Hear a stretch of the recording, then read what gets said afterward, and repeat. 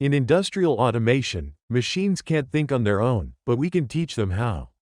The way we do that is through PLC programming. In this PLC programming basics video, we are going to talk about overview of PLC programming, basic component of a PLC program, PLC programming languages, key concept, finally tools and software. Before jumping into the definition of PLC programming, let's take a moment to understand background. In industrial automation, the goal is to control actuators like motors and pneumatic cylinders based on signals received from input devices. Sometimes, multiple signals need to work together to control a single output device. For example, imagine this. You need to start a motor, but it should only start when both push button 1 and push button 2 are pressed. Here is where PLC programming comes in. It handles this internal logic, making sure both buttons are activated in order to start the motor. So, what's PLC programming? Simply put, it's the process of creating internal logic for a programmable logic controller. To make this happen, the industry uses 4 main programming languages: ladder logic, function block diagram, structured text, and sequential function charts. Each language has its unique style and applications, but ladder logic is by far the most popular and commonly used. I have covered these languages in previous video introduction to PLC and automation video, so check that out if you want to get basic idea. To understand PLC programming better, let's look at its basic components. I will guide you through the basic components of a PLC program, especially focusing on ladder logic programming. To make it easy to understand, I will use an online PLC simulator called PLC Fiddle. Let's dive in and explore the basic components of a PLC program using ladder logic. Here's the basic interface of a PLC ladder program. The key components you'll come across include inputs, outputs, rungs, contacts, and coils. Now, let's break these down one by one. Inputs are the signals received by the PLC, and outputs are what we control using the program. In a PLC, we assign specific addresses to inputs and outputs. For example, imagine we have a proximity sensor sending a signal to the PLC. This sensor is connected to the input terminal X2. We can use this X2 input in our program as needed. Similarly, let's say we've connected a contactor for an induction motor to the output terminal Y8. If we want to turn on the motor, we simply program the output Y8 to activate. Contacts represent the state of an input device in the system. These can be either normally open or normally closed. Normally open contact allows current flow when the input is active, while normally closed blocks current flow when the input is active. A rung is like a single line of logic in your ladder program. This is where you write your logic sequence to control the system. Think of it as the building block of your program. A coil represents an output device in the program. When the logic conditions on a rung are met, the coil is energized, triggering the connected output device.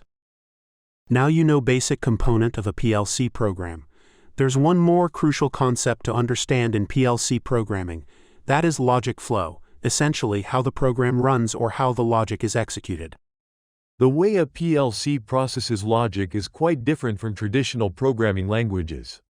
It doesn't work like typical coding environments, so understanding this difference is key to effective PLC programming. Stay tuned. In an upcoming chapter, we'll uncover the secrets behind how PLCs handle logic flow in a way that's easy to follow and apply. To understand different logic flow structures, we will study the various programming languages used in PLCs and how their logic flows operate.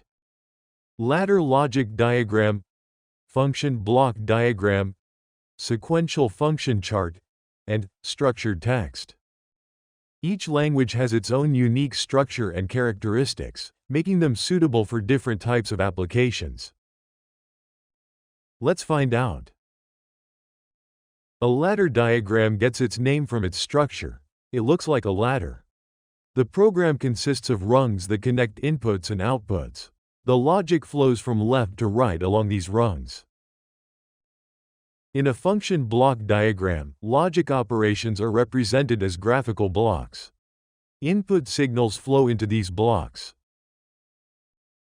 The output signal from a block can either control an output directly or be used as an input for another block, creating a chain of logic.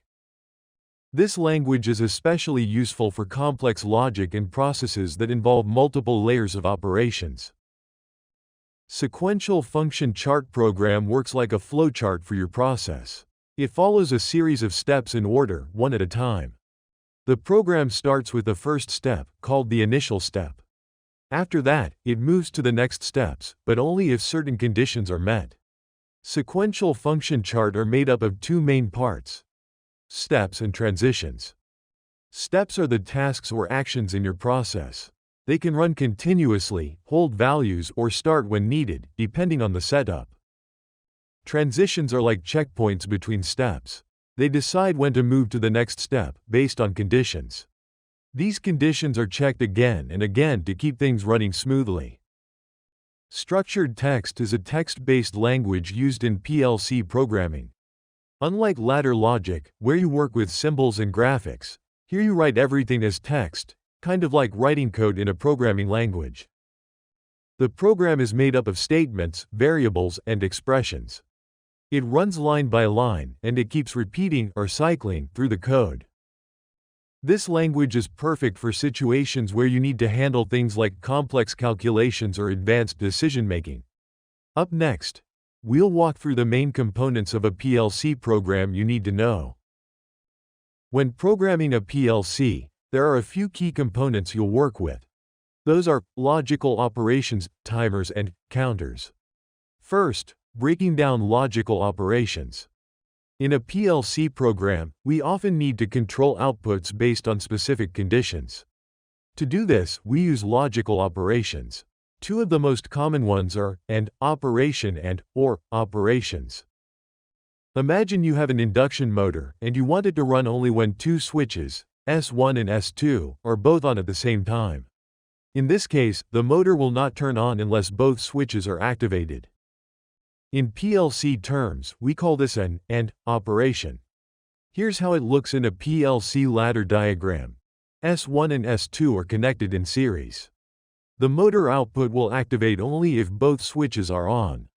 Now, let's take another example. Imagine you have a second motor, motor 2. This time, you want the motor to run when either S1 or S2 is on. It doesn't matter which switch is activated. As long as one is on, the motor should work. In PLC terms, this is called an OR operation. In the ladder diagram, S1 and S2 are connected in parallel. The motor output will activate if either of the switches is on. Let's talk about timers and counters. Timers and counters are key components in PLC programming. They're not physical devices, they're functions within the PLC. Timers are used when you need to control an output device after a specific delay. For example, imagine a conveyor belt carrying bottles to stations for specific task. The conveyor pauses for a set amount of time so the operator can perform the task before it moves to the next station. This pause is managed using a timer in the PLC program. It ensures precise timing, so everything runs smoothly without delays or errors. Counters are used when you need to count events or items in an automation system. For example, imagine a conveyor belt with some package box passing by a sensor. You want to count how many package boxes pass through for production monitoring. A counter in the PLC program keeps track of these counts automatically. I know some of you might be hearing about timers and counters for the first time. If you're feeling a bit confused, don't worry. The goal of this video is just to introduce the concepts. For a deeper understanding, I'll create more detailed videos where I'll explain exactly how to use timers and counters step by step. We're almost at the end of our session, and in this final part, let's talk about the tools and software used in PLC programming.